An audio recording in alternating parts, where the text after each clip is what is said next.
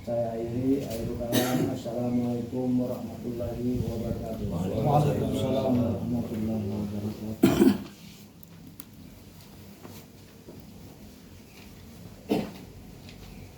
Bismillahirrahmanirrahim. Assalamualaikum warahmatullahi wabarakatuh. Waalaikumsalam. Alhamdulillahirabbil alamin. Innallaha malaikatahu yusholluna 'alan nabi ya ayyuhalladzina amanu shollu 'alaihi wasallimu taslima. Baiklah, kita berlanjut untuk membahas materi musoli. Seperti yang telah kita pelajari, materi musodi isinya meluruskan kembali tanggapan berpikir manusia tentang hidup dan kehidupan yang Islam. Yang selama ini Islam sudah jauh menyimpang dari yang diajarkan Allah kepada Nabi kita, para Rasul. Sehingga kita rasakan dalam kehidupan ini jauh dari harapan. Yang seharusnya hidup di dunia ini kita tentram, damai, saling menyelamatkan, saling mendamaikan, saling sejahterakan di antara sesama manusia. Untuk meraih nilai prestasi di dunia bahagia, babak kedua di akhirat bahagia. Akan tetapi karena pemahaman yang keliru, hasil olah tanggapan manusia yang sengaja menyelewengkan Islam demi kepentingan berbagai macam kepentingan manusia, kekuasaan, pendidikan politik, sehingga pemahaman bergeser secara nilai. Karena itu perlunya kita meluruskan kembali. Pada rati yang telah lalu dibahas sejarah perjalanan syariat Islam. Yang belum dibahasnya adalah manusia, persoalan manusia sebagai pelaku sejarah. Sambil mengulang kembali kita, karena yang hadir ini tidak rata, kita ulang kembali dari awal, memahami asal usul kejadian manusia. Jadi berhubungan dengan sejarah, asal usul kejadian manusia. Jadi kita memahami asal kejadian manusia.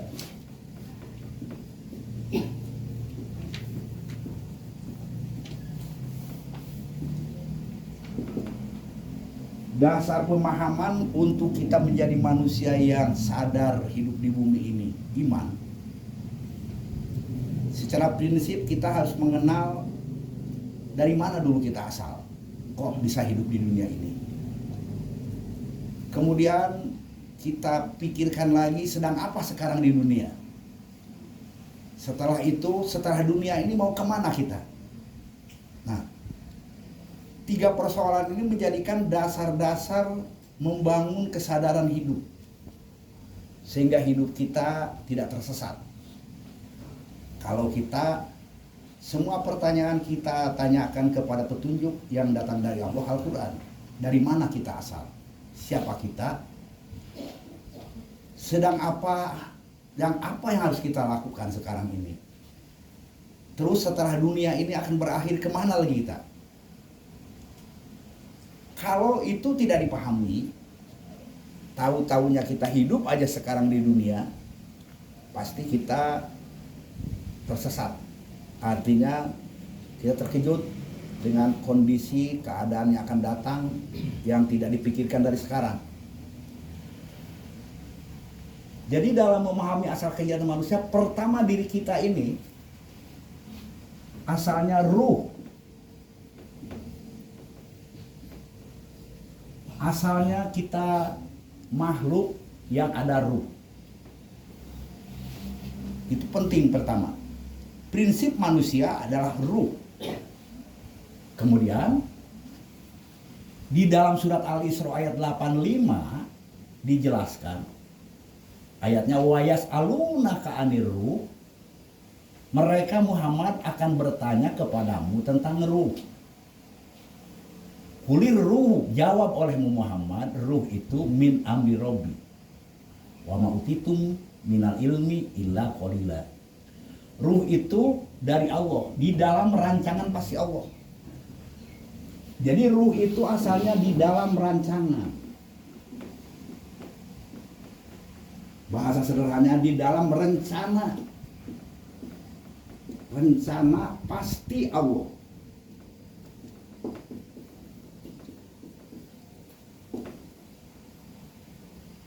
Kita berada di dalam rencana pasti Allah. Boleh disebutkan yang ada cuma Allah. Kita ruh seluruh manusia. Ini cerita belum ada apa-apa. Kita sudah ada di alam ruh. Menurut surat Al-Isra ayat 85. Allah punya rencana yang namanya manusia ruh ini akan dijadikan wakil Allah. Dia harus jadi wakil Allah.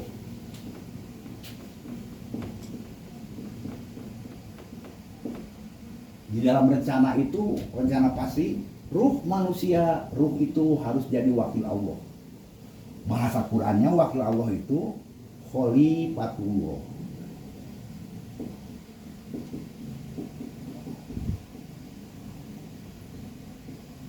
Khalifatullah fil ardi.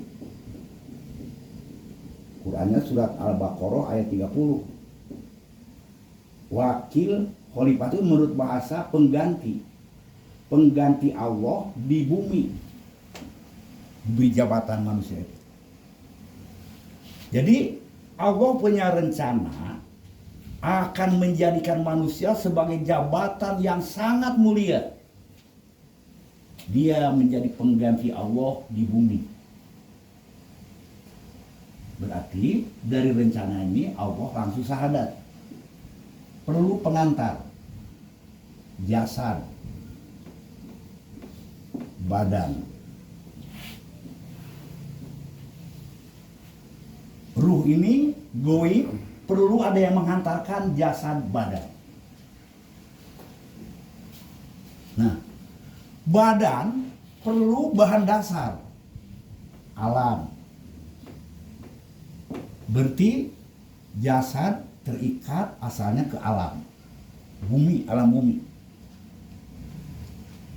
Makanya badan itu kalau ditanya, di dalam ada matahari, bahan dasarnya dari matahari, dari tanah, dari air, dari angin, jadilah badan.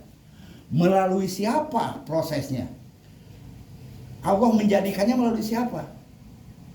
Dari makhluk sel tunggal Bapa manusia, satu Bapa. Sepasang Bapa dan Ibu, Adam dan Hawa. Gak menciptakan banyak-banyak, satu aja sepasang. Adam dan Hawa. Nah, melalui proses ibu bapa, ibu dan bapa dari alam yang anorganis. Asalnya bahan dasarnya tadi zat matahari, zat air, zat tanah. Diserot siapa yang bisa? Gak ada yang bisa kecuali tumbuh-tumbuhan. Tumbuh-tumbuhanlah yang mengambil zat air, zat matahari, zat tanah, zat angin, diisap dia oleh padi, oleh ubi, oleh pisang, oleh tumbuh-tumbuhan semua. Set. Jadilah dia 4 bulan, 3 bulan lebih jadi padi. Padi itu tumbuh, ada matahari, melalui waktu lama tadi, ada air, ada tanah. Min turab, dari zat bumi. Padi terikat ke bumi. Di bumi bukan hanya tanah, ada matahari, sinar matahari, air. Melalui ibu bapak dari mulai turun temurun tadi, bapak kita yang paling dekat, ibu kita, dimakanlah padi, beras. Dalam dirinya jadi 3. Jadi darah untuk kuat tubuhnya, bapak kita, mama kita. Intinya jadi sperma, air mani yang paling inti dari makanan tadi. Melalui ampas yang dibuang keluar, yang gak perlu tadi. Melalui perpaduan jamaahnya ibu dan bapak, maka ibu hamil 4 bulan 120 hari ibu hamil, sudah ada janin, tidak ada. Sesuai dengan rancangan pasti Allah, ruh ini oleh Allah diutus malaikat masukkan ke sini. Nah, jadi nggak sembarangan Allah tadi.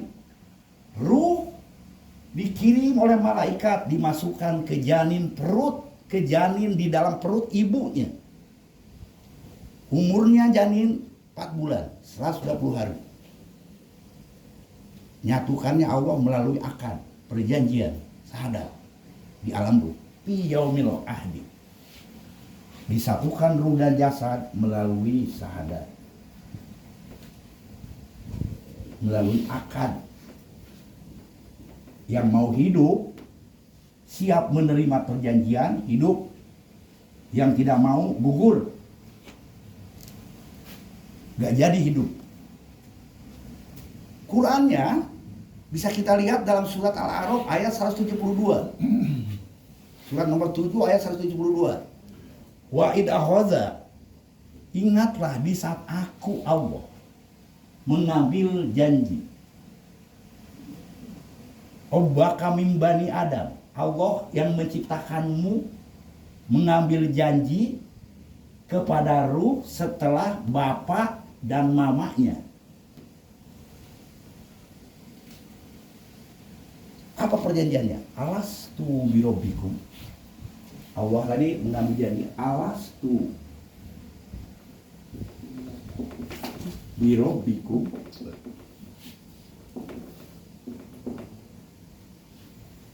Apakah kamu mengakui aku ini Allah yang menciptakanmu dan mengajarkan ilmu kepadamu? Robil.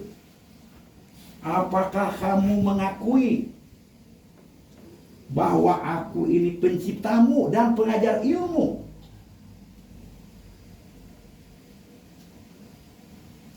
Kalau ditafsirkan lagi selanjutnya, hidupmu di dunia harus menurut ajaran ilmuku, aturan yang ada dalam ajaran ilmuku. Lu mau hidup nerima?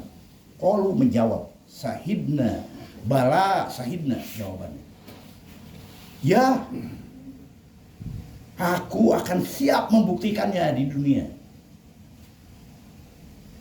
Rububiyah diakui sebagai pencipta, pengajar, dan siap manusia ruh tadi untuk menerima ajaran.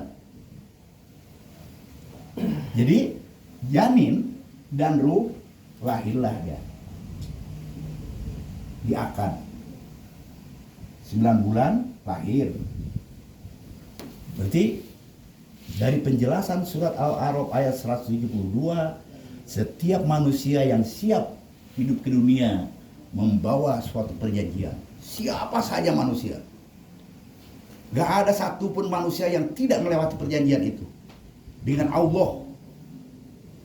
Nah, terus kita lihat badan asalnya dari alam, terikat ke alam, terikat dia kepada alam. Karena badan ini dari alam, terikat ke alam, gak bisa pisah dari alam. Dalam surat Al-A'raf disebutkan, huwa ansa'akum minal ardi. Dia Allah menjadikan kamu badan dari bumi. Wasta marokum piha. Karena itu hidup di bumi harus memakmurkan alam. Karena terikat badan ke alam, gak bisa pisah dari alam.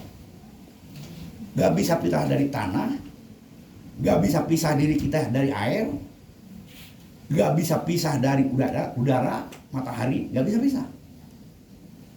Coba-coba misahkan diri dari alam, gak bisa hidup badan. Nah, tapi ekses negatifnya alam, badan tadi, badan yang dipengaruhi alam tadi, lahirlah hawa hu. hawa nafsu. Jadi badan ini lahir hawa nafsu. Unsurnya perut untuk mempertahankan jenis, syahwat, nafsu syahwat untuk melanjutkan keturunan. Pasti setiap manusia yang punya badan ini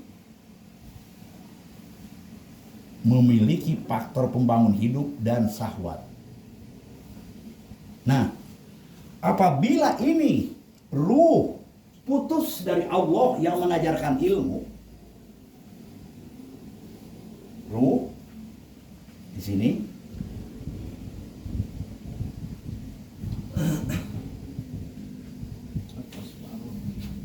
mana ruhnya nggak kelihatan? Atas. Nih, ruh dari Allah di sini tergantung ke Allah, kepada Allah pengajar ajaran ilmu Allah. Karena itu lahirlah fitratullah.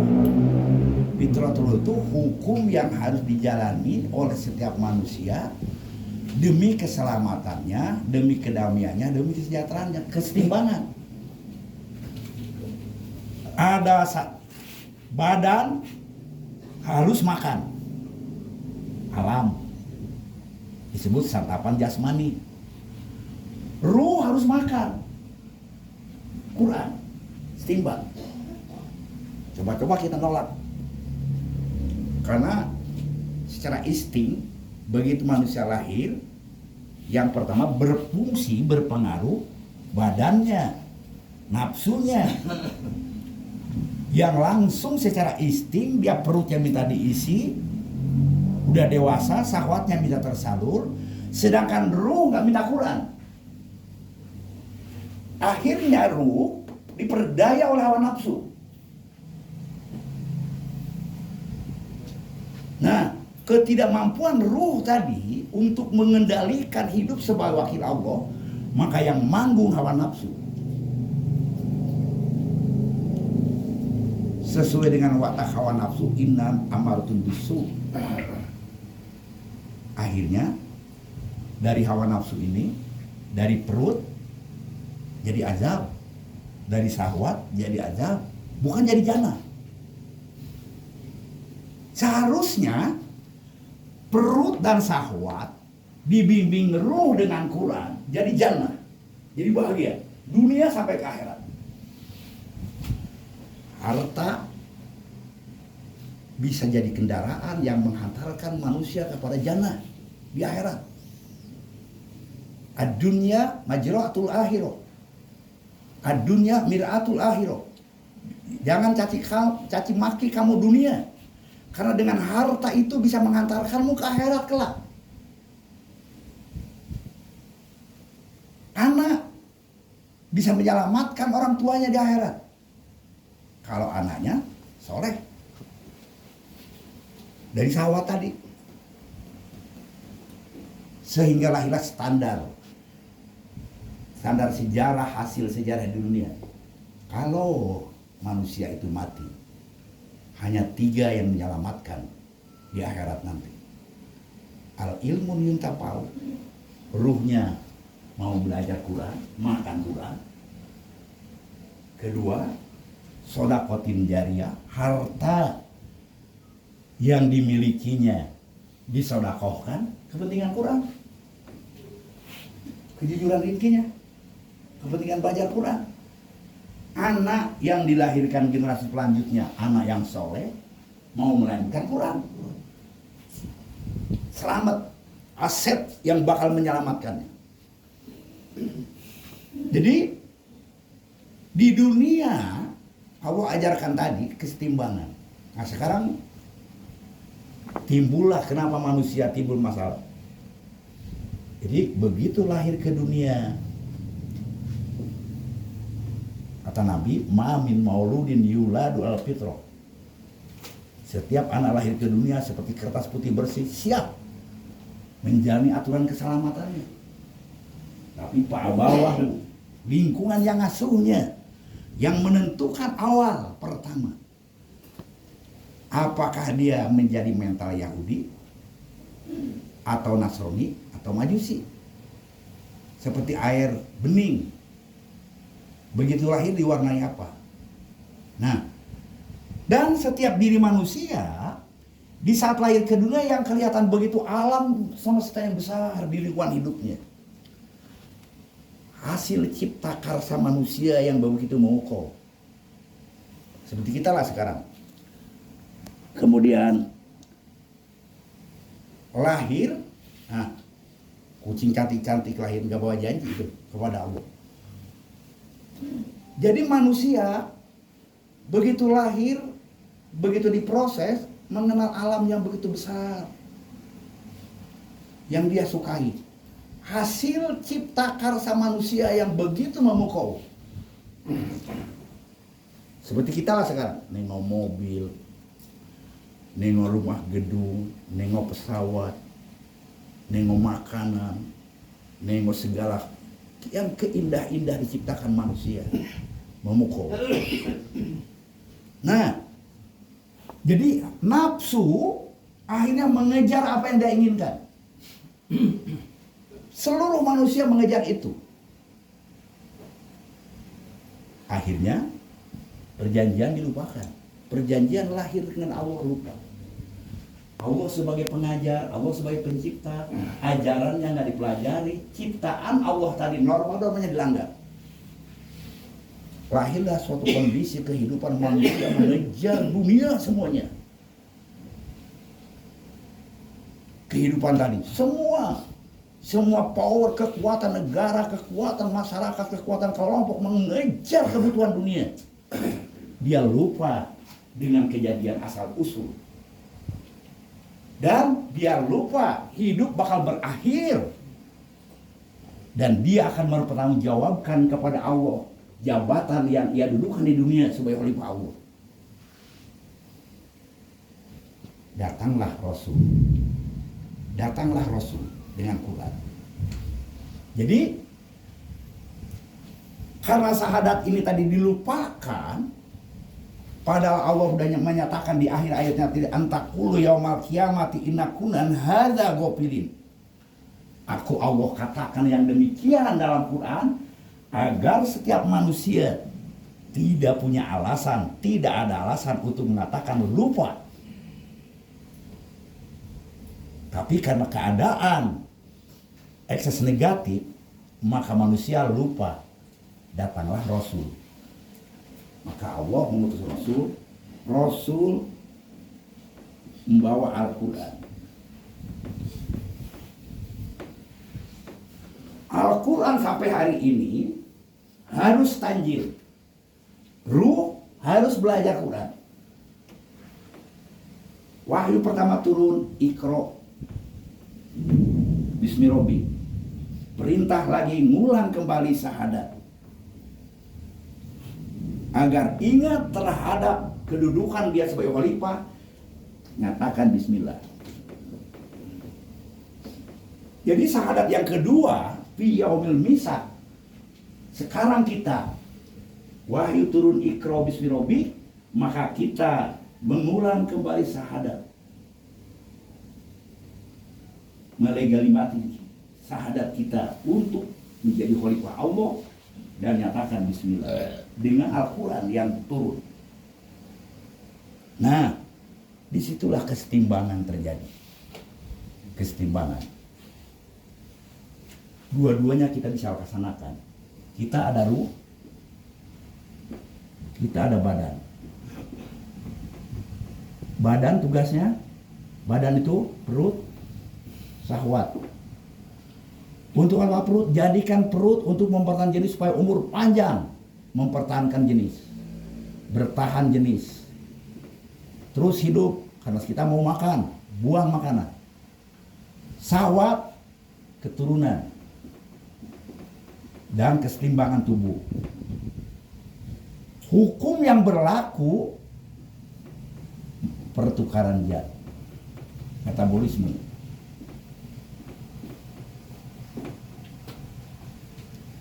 Makan harus keluar makanan. sehat. Minum harus keluar minuman, sehat. Keturunan, nikah. Jangan punya keturunan tanpa nikah. Ya, sama seperti ini. Ruh mempertahankan iman, syahadat tadi. Syahadat mempertahankan iman.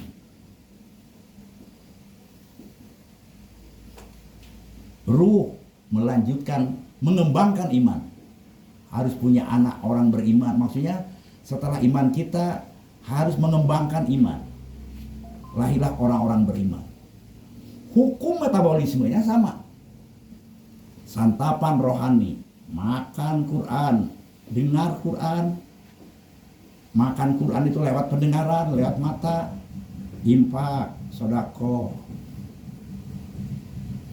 Bersih dosanya. Untuk kepentingan mengembangkan iman harus ada jamaah. Harus di jamaah ada litbang yang mengembangkan. Jangan mengembangkan sendiri. Jangan ngajak orang beriman tidak dibawa ke jamaah. Tapi ajak orang beriman bawa ke jamaah. Seperti kita nikah, punya anak keturunan. Jadi kalau kita manusia bisa melaksanakan kesetimbangan, badan sehat, bisa makan, mengeluarkan makanan, bisa minum, mengeluarkan minuman, bisa kau nikah, punya anak keturunan. Kemudian ini juga sama, bisa ngaji, keluar infak. Kemudian bisa mengimankan orang setelah kita iman. Dunia dan akhirat hasanah. Dua-duanya. Badan selamat di dunia hasanah, ruh kita balik ke Allah selamat akhirat hasanah. Terjadi kesetimbangan, itulah bahagia manusia. Yang tidak bahagia itu salah satu, tidak setimbang. Salah satu. Karena itu kita manusia kembali ke rancangan pasti Allah tadi. Pada akhirnya nanti badan oleh Allah ada aja. Badan yang asalnya dari tanah, habis waktu badan tidak mampu menghantarkan lagi ruh. Balikan lagi ke tanah. Itu yang disebut mati tadi. Dipisahkan lagi. Di saat persenyawaan tubuh kita sudah tidak bersenyawa lagi dengan ruh, dengan alam, maksudnya nggak sanggup minum lagi, nggak bisa makan lagi, itu udah tidak bersenyawa, tidak berjamaah lagi dengan alam, maka ruh keluar. Badan dibalikan ke tanah, itulah mati. Tapi ruh nggak pernah mati, goib. Dia harus menghadap lagi kepada Allah, mempertanggungjawabkannya. Semua manusia akan jumpa dengan Allah. Makanya di surat Asy-Syu'ara disebutkan yauma yanfa'u malun, yauma, pada hari ini. La yanfa'u, tidak memberi manfaat lagi. Malun, harta yang banyak. Di saat dia berhadapan dengan Allah. Wala banun, dan anak keturunan yang banyak. Illa man atawah, kecuali yang datang berhadapan menghadap Allah bi qalbin salim, ruh yang selamat, yang sudah melaksanakan tugas selama di dunia. Semua orang berdoa semoga arwah almarhum, arwah almarhumah diterima di sisi Allah, diampuni segala kesalahan, diterima amal solehnya, Allah berikan tempat yang terbaik, jannah. Tapi kalau ruh tadi lupa dia terhadap kedudukan dan tugas sebagai khalifah Allah di bumi ini, dia hidupnya hanya untuk kepuasan nafsunya saja sebelah. Ruhnya tidak diisi Quran. Di saat ruh dipisahkan dari jasad, di Quran disebutkan ibarat dibawa terbang oleh burung, terbang jauh tinggi. Ruh jatuhkan di tempat yang jauh kemana-mana. Dia berjalan ke depan, disebutnya tidak sampai kemana-mana, mundur balik ke belakang, tidak sampai kemana-mana. Itulah kesengsaraan ruh yang tidak bisa balik kepada Allah. Kenapa? Karena dia lupa bahwa hidup ini ada dalam rancangan pasti Allah. Itulah manusia. Jadi manusia dimuliakan Allah sebagai jabatan yang sangat tinggi, wakil Allah, bertugas menyusun kerja, menyusun kegiatan hidup ibadah menurut program Allah. Itulah syahadat. Jadi untuk memahami bagaimana program syahadat, maka wahyu Quran turun Iqra bismi Rabbi, mulai hidup dengan syahadat lagi, akan mulai hidup dengan bismillah. Timbul pertanyaan, syahadat itu apa? Menurut bahasa hadir, bukti nyata. Menurut makna akad lagi, perjanjian untuk hidup menurut rancangan Gusti Allah di dalam jamaah. Bismillah, nyatakan sikap. Sehingga syahadat itulah yang menjadi jaminan kita. Man qala la ilaha illallah fi qalbil mu'min, man qala la ilaha illallah mukhlishan fi qalbil mu'min.